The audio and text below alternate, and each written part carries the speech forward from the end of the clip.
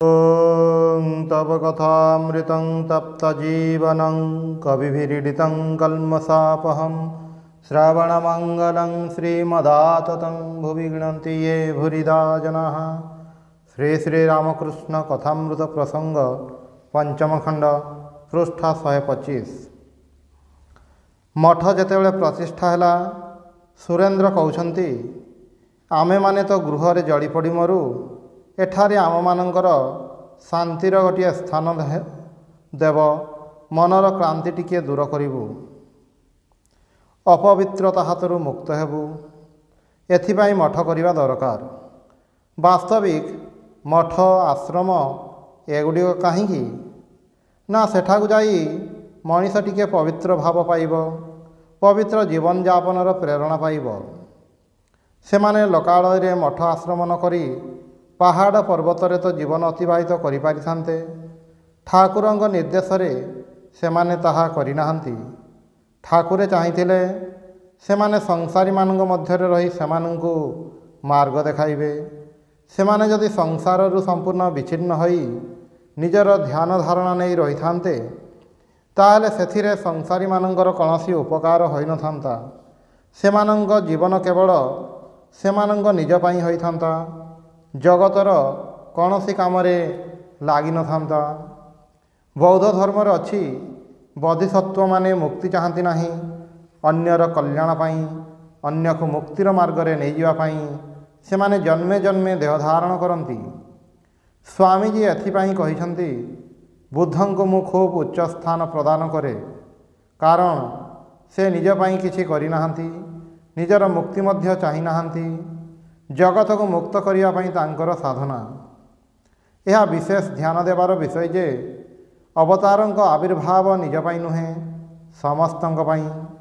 सेथिपाई बुद्धदेव ज्ञान लाभ करी भाविले एही ज्ञान काहाकु देवी। प्रथमे तांकर सेई 5 जन शिष्यंक कथा मने पड़िला, जे माने बुद्धं को तितिक्षारु निवृत्त हेबार देखि तांको त्याग करी चली जाइथिले। सेमानक पई से बुद्धगयार सारनाथ को आसिले। तांकर सौम्य मूर्ति देखि अभिभूत शिष्य माने पूर्व संकल्प परित्याग करी तांग चरण रे आश्रय नेले। सेमानक साहाय्य रे एवं निजे मध्य सर्वत्र घूरी घूरी धर्म प्रचार कले। यह हूँ बुद्धंक बुद्धत्व, जहा केवल आत्ममुक्ति बा समाधिस्थ होई रहिबा पई नुहे, जगत को यही तत्व देवा पई तांकर जन्म। जीशु मध्य तांक शिष्य मानंकु धर्म प्रचार करने को उद्बुद्ध करथिले। ठाकुरे मध्य स्वामीजी को एवं तांकर अन्यान्य शिष्य मानंकु एही भाव रे गढ़िछन्ति। स्वामीजी को निजर मुक्ति कामना पई भर्सना करथिले। स्वामीजी सही भर्सना भूली नाहंती। समस्त जीवन चक्र परि जगतर कल्याण पई घुरी बुलिछन्ति। जेउठाकु जाइछन्ति जगत कल्याण तांक द्वारा स्वतः संपादित होइछि। एहीपरि जो माने पूर्ण सेमाने केवल निजर पूर्णता नहीं संतुष्ट हुअन्ति नाही, अन्य मानकु मध्य ताहार अंश देवा पई कातर हुअन्ति। अनेक साधु सन्यासी अछन्ति जो माने निजर मुक्ति रे ही परितृप्त होई जान्ति। सेमानंक आधार अपेक्षाकृत छोट, किंतु ठाकुर तांकर शिष्य मानंकु सेहीपरि भावरे तैयारी करि नाहंती। सेथिपाई सेमाने गुरु भाई मानंकु नै एक संघ गढ़िछन्ति एवं सही संघ को ठाकुरंग बाणी प्रचारर यंत्र करी जाइछन्ति। यह सामान्य कथा नुहे।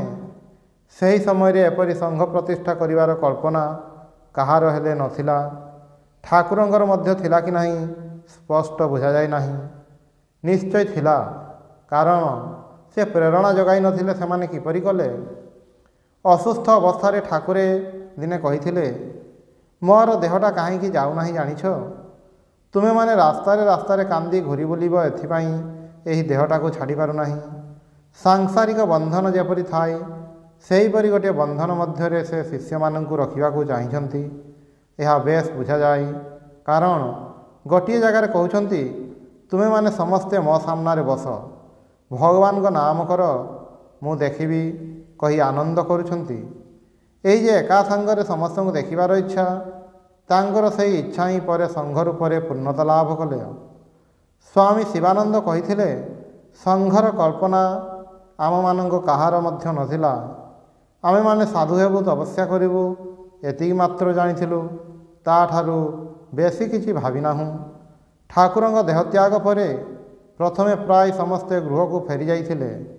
ସ୍ୱାମୀଜୀ ଘରକୁ ଘର ଯାଇ ସେମାନଙ୍କୁ କହିଥିଲେ, ତୁମେମାନେ କ'ଣ ଏଥିପାଇଁ ଆସିଛ? ତୁମେମାନେ କ'ଣ ଜୀବନର ଉଦ୍ଦେଶ୍ୟ ଭୁଲିଗଲ? ଏପରି କହି ସେମାନଙ୍କୁ ଉଦ୍ବୁଦ୍ଧ କରୁଥିଲେ। ସେମାନେ ମଧ୍ୟ ପୁଣି ଘର ଛାଡ଼ି ମଠରେ ଆଶ୍ରୟ ନେଲେ। ଏହି ଭାବରେ ମଠର ଯେଉଁ ଧାରା ଆରମ୍ଭ ହୋଇଥିଲା, ସେହି ଧାରାର ସ୍ରୋତ ଏବେ ମଧ୍ୟ ଚାଲିଛି ଏବଂ କ୍ରମେ ଆହୁରି ସୁଦୂର ପ୍ରସାରୀ ହେବ। ଏହା ବେଶ ବୁଝାଯାଏ ଯେ ଠାକୁରଙ୍କ ଇଚ୍ଛା ଫଳୀଭୂତ ହୋଇ ବିଭିନ୍ନ ରୂପ ଧାରଣ କରିଛି। ପରିକଳ୍ପନା କରି ତାଙ୍କର ଶିଷ୍ୟମାନେ ନିଜେ ଯେ କିଛି ଗୋଟାଏ ଗଢ଼ି ତୋଳିଛନ୍ତି ତାହା ନୁହେଁ, ସତେ ଯେପରି ଦୈବ ପ୍ରେରିତ ହୋଇ କରିଛନ୍ତି ଏବଂ ସେହି ଭାବରେ ହିଁ ଏହାର ଗତି ଆଜି ମଧ୍ୟ ଅବ୍ୟାହତ ଭାବରେ ଚାଲିଛି। ପ୍ରାରମ୍ଭିକ ସମୟରେ ମଠରେ ଯେଉଁମାନେ ଥିଲେ ସେମାନଙ୍କ ସଂଖ୍ୟା ଅତି ଅଳ୍ପ। ଠାକୁରଙ୍କ ଯେଉଁ ସବୁ ଶିଷ୍ୟମାନେ ଘର ଦ୍ୱାର ଛାଡ଼ି ଚାଲି ଆସିଛନ୍ତି, ସେମାନେ ପ୍ରଥମେ ବରାହନଗର ମଠକୁ ଅବଲମ୍ବନ କରି ଆସିଥିଲେ। ଅନ୍ୟାନ୍ୟ ଭକ୍ତମାନେ ମଝିରେ ମଝିରେ ଆସି 2-4 ଦିନ ରହୁଥିଲେ ଏବଂ ସମସ୍ତେ ମିଶି ଶ୍ରୀରାମକୃଷ୍ଣଙ୍କ ବିଷୟରେ ଆଲୋଚନା କରି ସମୟ ଅତିବାହିତ କରୁଥିଲେ। ଠାକୁର ନରେନ୍ଦ୍ରଙ୍କୁ ସମସ୍ତଙ୍କ ଦାୟିତ୍ୱ ଦେଇ ଯାଇଛନ୍ତି। ସେଥିପାଇଁ ନରେନ୍ଦ୍ର ସମସ୍ତଙ୍କ ଚିନ୍ତାରେ ଅସ୍ଥିର। କେଉଁଆଡ଼େ କୌଣସି ଗୁରୁଭାଇ ଚାଲିଗଲେ ତାଙ୍କ ପାଇଁ ଚିନ୍ତା ହେଉଛି। ସେଥିପାଇଁ କହୁଛନ୍ତି, ଏଠାରେ ମଧ୍ୟ ମାୟା, ତାହେଲେ ପୁଣି ସନ୍ନ୍ୟାସ କାହିଁକି? ତାପରର ଚିତ୍ରରୁ ସେମାନଙ୍କର ତୀବ୍ର ବୈରାଗ୍ୟର ଭାବ ଜାଣିପାରୁ। ସମସ୍ତେ ବୈରାଗ୍ୟବଶତଃ ଅନ୍ୟତ୍ର ତପସ୍ୟା କରିବା ପାଇଁ ଯିବାକୁ ଚାହୁଁଛନ୍ତି। ଏକମାତ୍ର ଶଶୀ ମହାରାଜଙ୍କର ଅନ୍ୟତ୍ର ଯିବାର ଇଚ୍ଛା ନଥିଲା। ଅନେକେ କୁହନ୍ତି, ଶଶୀ ମହାରାଜ ଯଦି ସେ ସମୟରେ ଠାକୁରଙ୍କୁ ନିଷ୍ଠା ସହକାରେ ଧରି ରହିଥାନ୍ତେ ତାହେଲେ ଏହି ମଠ ହୋଇଥାନ୍ତା କି ନାହିଁ ତାହା ସନ୍ଦେହପୂର୍ଣ୍ଣ। ଶଶୀ ମହାରାଜ କହୁଛନ୍ତି, ମୁଁ ସନ୍ନ୍ୟାସ ଫନ୍ୟାସ ମାନେ ନାହିଁ। କୌଣସି ସ୍ଥାନ ମୋ ପକ୍ଷରେ ଅଗମ୍ୟ ନୁହେଁ। ଏପରି ଜାଗା ନାହିଁ ଯେଉଁଠାରେ ମୁଁ ରହି ନପାରେ। ଅର୍ଥାତ୍ ଏପରି ଭାବେ ସେ ଠାକୁରଙ୍କ ଭାବରେ ନିବିଷ୍ଟ ହୋଇଥିଲେ ଯେ କୌଣସି ପରିଶ୍ରମ ହିଁ ତାଙ୍କୁ ଚଞ୍ଚଳ କରିପାରୁନଥିଲା। ରାଖାଲ ମହାରାଜ କହୁଛନ୍ତି, ଚାଲ ନର୍ମଦା ଆଡ଼େ ବାହାରି ପଡ଼ିବା। ନର୍ମଦା ପ୍ରତି ତାଙ୍କର ଖୁବ୍ ଆକର୍ଷଣ ଥିଲା। ଆମେମାନେ ମଠକୁ ଆସିବା ପରେ ଶୁଣିଛୁ ଯେ ନର୍ମଦା ଅତି ପବିତ୍ର ସ୍ଥାନ, ସାଧନାର ସ୍ଥାନ। ଠାକୁରଙ୍କ ସନ୍ତାନମାନେ ekଥା ପ୍ରାୟତଃ କହୁଥିଲେ। ଦୀର୍ଘକାଳ ପରେ ମୋର ସେହି ନର୍ମଦା ଦର୍ଶନର ସୌଭାଗ୍ୟ ହୋଇଥିଲା। ନର୍ମଦାର ଉତ୍ପତ୍ତି ସ୍ଥାନ ଅମରକଣ୍ଟକରେ ଆମମାନଙ୍କର ଗୋଟିଏ ଆଶ୍ରମ ମଧ୍ୟ ହୋଇଛି। ତାହା ଗୋଟିଏ ପ୍ରାଇଭେଟ୍ ଆଶ୍ରମ ଏବଂ ବେଲୁର ମଠ ସହ ଆଇନଗତ ସଂଶ୍ଳିଷ୍ଟ ନୁହେଁ। ଆଶ୍ରମର ପରିବେଶଟି ଖୁବ୍ ସୁନ୍ଦର। ଚାରିଆଡ଼େ ପାହାଡ଼, ପାହାଡ଼ ଉପରେ ଆଶ୍ରମଟି ଅବସ୍ଥିତ। ସେଠାରେ ଚତୁର୍ଦିଗରେ ତପସ୍ୟାର ଭାବ ପୂର୍ଣ୍ଣ ଥାଏ। 3ଟି କୁଣ୍ଡରୁ ନର୍ମଦାର ଜଳ ବାହାରି ଆସି ଝରଝର କରି ଗୋଟିଏ ଖାତରେ ପଡ଼ୁଛି। ନଦୀରେ ଘାଟ ବାନ୍ଧିଲେ ପୁଣ୍ୟ ହୁଏ। ସେଥିପାଇଁ କୌଣସି କୌଣସି ଭକ୍ତ ଘାଟ ବାନ୍ଧି ଦେଇଛନ୍ତି। ସେଠାରେ ଜଳର ଗଭୀରତା ଖୁବ୍ କମ୍। କିଛି ବାଟ ପରେ ନଦୀର ସ୍ରୋତ ବଢ଼ିଯାଇଛି। ସେତେବେଳେ ତାହା ଜଳପ୍ରପାତ ଆକାରରେ ତଳକୁ ପଡ଼ୁଛି। ଏହି ନର୍ମଦା ହିଁ ସମୁଦ୍ରରେ ପଡ଼ିବା ପୂର୍ବରୁ ବିଶାଳ ଆକାର ଧାରଣ କରିଛି, ଗଙ୍ଗା ଭଳି ବଡ଼ ନଦୀ। କିନ୍ତୁ ଉତ୍ପତ୍ତି ସ୍ଥଳରେ ସେହିପରି ଝରଝର କରି ଜଳ ପଡ଼ୁଥିବାର ଦେଖାଯାଏ। ତାହା ହେଉଛି ନର୍ମଦାର ସ୍ଥାନ, ତପସ୍ୟାର କ୍ଷେତ୍ର। ବର୍ତ୍ତମାନ ପର୍ଯ୍ୟନ୍ତ ସେହି ସ୍ଥାନଟି ତପସ୍ୟା ଅନୁକୂଳ ହିଁ ଅଛି। ଆଧୁନିକ ସଭ୍ୟତା ସେଠାରେ ବିଶୃଙ୍ଖଳା କରିନାହିଁ। ଜନବସତି ଖୁବ୍ କମ୍। ଚାରିଦିଗରେ ଘଞ୍ଚ ଜଙ୍ଗଲ। ପୂର୍ବରୁ ସେସବୁ ଅଞ୍ଚଳରେ ପ୍ରଚୁର ବାଘ ଥିଲେ, ଏବେ ମଧ୍ୟ କିଛି କିଛି ଅଛନ୍ତି। ସେହି ନିର୍ଜନରେ ନର୍ମଦା ମାତାଙ୍କ ମନ୍ଦିର। ସେଠାରୁ 1 ମାଇଲ ମଧ୍ୟରେ ଆମମାନଙ୍କର ଆଶ୍ରମ। ସାଧୁମାନେ ନର୍ମଦାରେ ଯେ ତପସ୍ୟା କରନ୍ତି ତାହା କୌଣସି ସୁନିର୍ଦ୍ଦିଷ୍ଟ ସ୍ଥାନ ନୁହେଁ, ଭିନ୍ନ ଭିନ୍ନ ସ୍ଥାନ। ସାଧୁମାନଙ୍କ ଭିକ୍ଷାର ବ୍ୟବସ୍ଥା ଥିବା ଦରକାର। ସେଥିପାଇଁ ଯେଉଁ ସବୁ ଜାଗାରେ ଭିକ୍ଷାର ଅନୁକୂଳତା ଅଛି ସେହି ସବୁ ଜାଗାରେ ଥାନ୍ତି। ବର୍ତ୍ତମାନ ମଧ୍ୟ ଆମମାନଙ୍କ ମଠରୁ ଯେଉଁମାନେ ସେଠାରେ ତପସ୍ୟା କରିବାକୁ ଯାଆନ୍ତି ସେମାନେ ପ୍ରଧାନତଃ ନର୍ମଦାର ତୀରବର୍ତ୍ତୀ ଓଙ୍କାରେଶ୍ୱରକୁ ଯାଇଥାନ୍ତି। ସେହି ଜାଗାର କଥା ହିଁ ରାଖାଲ ମହାରାଜ କହୁଛନ୍ତି, ଚାଲ ନର୍ମଦାକୁ ବାହାରି ପଡ଼ିବା। ନରେନ୍ଦ୍ର କହୁଛନ୍ତି, ବାହାରି ଯାଇ କ'ଣ ହେବ? ଜ୍ଞାନ କ'ଣ ହୁଏ? ଏହା ବେଦାନ୍ତର କଥା। କାହାର ହେଲେ ଜ୍ଞାନ ହୁଏ ନାହିଁ। ଜ୍ଞାନ ଭିତରେ ହିଁ ଆବୃତ ହୋଇଥାଏ। ତାକୁ ସେହି ଆବରଣରୁ ମୁକ୍ତ କରିବାକୁ ହେବ। ଜଣେ କହୁଛନ୍ତି ତାହେଲେ ସଂସାର ତ୍ୟାଗ କାହିଁକି କଲେ? ନରେନ୍ଦ୍ର କହୁଛନ୍ତି ରାମକୁ ପାଇଲି ନାହିଁ ବୋଲି କ'ଣ ଶ୍ୟାମ ସାଥିରେ ରହିବି? ଏହାର ଭାବ ହେଉଛି ଯେତେବେଳେ ବୈରାଗ୍ୟ ପ୍ରବଳ ଭଗବାନଙ୍କ ପାଇଁ ପ୍ରାଣ ବ୍ୟାକୁଳ ହୁଏ ସେତେବେଳେ ଭଗବାନଙ୍କୁ ପାଇଲି ନାହିଁ ବୋଲି ସଂସାରକୁ ଆଶ୍ରୟ କରିବା ସମ୍ଭବ ହୁଏ ନାହିଁ। ଏଗୁଡ଼ିକ ଏଥିପାଇଁ ଉଲ୍ଲେଖ କରାଯାଉଛି ଯେ ଅନେକ ସମୟ ସାଧନା କରି କରି ଅନେକଙ୍କର ମନେ ହୁଏ ଭଗବାନଙ୍କୁ ତ ଡାକୁଛି କିନ୍ତୁ କିଛି ତ ହେଲା ନାହିଁ। ବର୍ତ୍ତମାନ ଯଦି କିଛି ନ ହୁଏ ତାହେଲେ କ'ଣ ଜୀବନଟାକୁ ଅନ୍ୟ ଭାବରେ ଚଲାଇବାକୁ ହେବ? ତାହା ନୁହେଁ। ଏହା ମନକୁ ବିଶେଷ କରି ବୁଝାଇବାକୁ ହେବ। ପୁଣି ଏହା ମଧ୍ୟ କୁହାଯାଏ କିଛି ଯେ ହେଲା ନାହିଁ ତାହା ନୁହେଁ, ଭଗବାନଙ୍କ ନାମ କରିବା ତ ହେଲା। ଭଗବାନଙ୍କ ନାମ କରୁଛ, ତାଙ୍କ ପାଇଁ ମନ ବ୍ୟାକୁଳ ହେଉଛି, ଏହାଠାରୁ ବଡ଼ କଥା ଆଉ କ'ଣ ହୋଇପାରେ? ଗୋଟିଏ କଥା ଅଛି, ପାଇବା ଅପେକ୍ଷା ଚାହିଁବା ବଡ଼। ତୀବ୍ର ବ୍ୟାକୁଳତା ହିଁ ଭଗବାନଙ୍କର ଆସ୍ୱାଦନ। ଭଗବାନଙ୍କ ପାଇଁ ମନ ଯେ ବ୍ୟାକୁଳ ହୁଏ, ଛଟପଟ କରେ, ତାଙ୍କ ଛଡ଼ା ଜୀବନ ନିରସ ମନେ ହୁଏ। ଏହି ଅବସ୍ଥାଟି ଭଗବାନଙ୍କୁ ଆସ୍ୱାଦନ କରିବା ପାଇଁ ଅନୁକୂଳ ଅବସ୍ଥା। ବୃନ୍ଦାବନରେ ଗୋପୀମାନଙ୍କର ଏହି ଅବସ୍ଥା ହୋଇଥିଲା। ସାଧୁମାନଙ୍କ ମଧ୍ୟରେ ଯେଉଁମାନେ ତୀବ୍ର ବୈରାଗ୍ୟବାନ ସେମାନଙ୍କ ଭିତରେ ମଧ୍ୟ ଏହି ଅବସ୍ଥା ଦେଖାଯାଏ। ସେମାନେ ଏହି ବ୍ୟାକୁଳତାକୁ ଧରି ରଖିବାକୁ ଚାହାନ୍ତି। ଆମେ ଶୁଣିଛୁ ବୃନ୍ଦାବନରେ ଯେଉଁମାନେ ଖୁବ୍ ବୈରାଗ୍ୟବାନ ସାଧକ ସେମାନେ କୀର୍ତ୍ତନ ସମୟରେ ମାଥୁର ଶୁଣନ୍ତି। ଶ୍ରୀକୃଷ୍ଣ ମଥୁରାଙ୍କୁ ଚାଲିଗଲେ ତାଙ୍କ ବିରହରେ ଗୋପୀମାନଙ୍କର ନିଦାରୁଣ ବିଚ୍ଛେଦ ବେଦନାକୁ ଅବଲମ୍ବନ କରି ଯେଉଁ ସବୁ କରୁଣ ରସାତ୍ମକ ପଦ ରଚିତ ହୋଇଛି ତାହାକୁ ମାଥୁର କୁହାଯାଏ। ଭକ୍ତ ବୈଷ୍ଣବମାନେ ମାଥୁରରେ କୃଷ୍ଣ ବିରହିତ ବୃନ୍ଦାବନର ବେଦନା, ବିଶେଷ କରି ବ୍ରଜଗୋପୀମାନଙ୍କର ବେଦନାର କଥା ଶୁଣନ୍ତି। ମିଳନର ଗୀତ ସେମାନେ ଶୁଣନ୍ତି ନାହିଁ, ଉଠି ଚାଲିଯାଆନ୍ତି। ଅର୍ଥାତ୍ ସେମାନେ ସେହି ବିରହ ବ୍ୟାକୁଳତାକୁ ଅନ୍ତରରେ ଧାରଣ କରି ରଖନ୍ତି। ସେଥିପାଇଁ ନରେନ୍ଦ୍ର କହୁଛନ୍ତି ରାମକୁ ପାଇଲି ନାହିଁ ବୋଲି କ'ଣ ଶ୍ୟାମ ସାଥିରେ ରହିବି? ଭଗବାନଙ୍କୁ ପାଇଲି ନାହିଁ ବୋଲି କ'ଣ ଜୀବନ ଅନ୍ୟ ଧାରାରେ ପ୍ରବାହିତ କରିବାକୁ ହେବ? ନା, ସେହି ଭଗବତ ଭାବ ନେଇ ପଡ଼ି ରହିବାକୁ ହେବ। ଆଉ ଗୋଟିଏ କଥା କହିଲେ, କଥାଟି ଛୋଟ କିନ୍ତୁ ତା ଭିତରେ ଗଭୀର ଅର୍ଥ ଅଛି। ଜଣେ କହୁଛନ୍ତି ମୋତେ ଗୋଟିଏ ଛୁରୀ ଦେ ତ, ଆଉ ଯନ୍ତ୍ରଣା ସହି ହେଉନାହିଁ। କଥାଟା ରହସ୍ୟ କରି କହୁଛନ୍ତି କିନ୍ତୁ ତାହା ତାଙ୍କ ଅନ୍ତରରେ ବେଦନା। ନରେନ୍ଦ୍ର ଗମ୍ଭୀର ଭାବରେ କହୁଛନ୍ତି ସେଠାରେ ଅଛି ହାତ ବଢ଼ାଇନେ, ଅର୍ଥାତ୍ ସେହି ମୁଁକୁ ସମ୍ପୂର୍ଣ୍ଣ ରୂପେ ଦୂର କରିବା। ଏଥିପାଇଁ ବାହାରକୁ ଯିବାର ଦରକାର ନାହିଁ। ମୁଁ ତ ଭିତରେ ହିଁ ଅଛି ଏବଂ ଦୂର କରିବାର ଉପାୟ ମଧ୍ୟ ଭିତରେ ହିଁ ରହିଛି। ମୁଁ ଦୂର ହେଲେ ହିଁ ଯନ୍ତ୍ରଣାର ଅବସାନ ହେବ।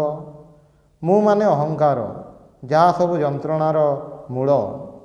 ଆମମାନଙ୍କ ମନକୁ ଟିକିଏ ଅନ୍ୟ ଭାବରେ ଚାଳିତ କଲେ ହିଁ ମୁଁ ଠାରୁ ମୁକ୍ତ ହେବା ସମ୍ଭବ। ସେଥିପାଇଁ କହୁଛନ୍ତି ଛୁରୀ ବାହାରେ ନୁହେଁ, ହାତ ନିକଟରେ ଅଛି। ଅର୍ଥାତ୍ ମୁଁକୁ ଦୂର କରିବା ପାଇଁ ବାହାରର କୌଣସି ଉପକରଣର ଦରକାର ହୁଏ ନାହିଁ, ନିଜର ଚେଷ୍ଟା ହିଁ ଦରକାର। ନରେନ୍ଦ୍ର କହୁଛନ୍ତି ଏଠାରେ ମଧ୍ୟ ମାୟା, ତେବେ ପୁଣି ସନ୍ନ୍ୟାସ କାହିଁକି? ଅର୍ଥାତ୍ ଘରଦ୍ୱାର ଛାଡ଼ି ମାୟାର ରାଜ୍ୟ କାଟି ଯେଉଁମାନେ ମଠକୁ ଆସି ବାସ କରୁଛନ୍ତି ସେମାନେ ମାୟାମୁକ୍ତ ହୋଇ ସାଧନା କରିବେ, ଏହା ହିଁ କାମ୍ୟ। କିନ୍ତୁ ଏଠାରେ ମଧ୍ୟ ଭକ୍ତମାନଙ୍କର କିମ୍ବା ଗୁରୁଭାଇମାନଙ୍କର ମାୟାବନ୍ଧନରେ ପଡ଼ିବାକୁ ହେଉଛି।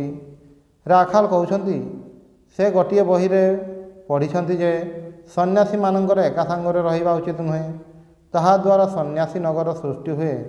ଅର୍ଥାତ୍ ସେମାନଙ୍କର ବୈରାଗ୍ୟରେ ଯେପରି ଭଟା ପଡ଼ିଯାଏ। କାରଣ ଏଠାରେ ମଧ୍ୟ ପରସ୍ପରର ସୁଖ ସ୍ୱାଚ୍ଛନ୍ଦ୍ୟର କଥା ଭାବିବାକୁ ହୁଏ। କେତେବେଳେ ହୁଏତ ମୁଁକୁ ବଡ଼ କରିବା ହୁଏ। କିନ୍ତୁ ଶଶୀଙ୍କ ବକ୍ତବ୍ୟ ହେଉଛି ଭଗବାନଙ୍କୁ ଯଦି ଅନ୍ତରରେ ପ୍ରତିଷ୍ଠା କରିଥାଏ ତାହେଲେ ଯେଉଁଠାରେ ରହେ ନା କାହିଁକି ପରିବେଶ ମୋତେ ସ୍ପର୍ଶ କରିପାରିବ ନାହିଁ।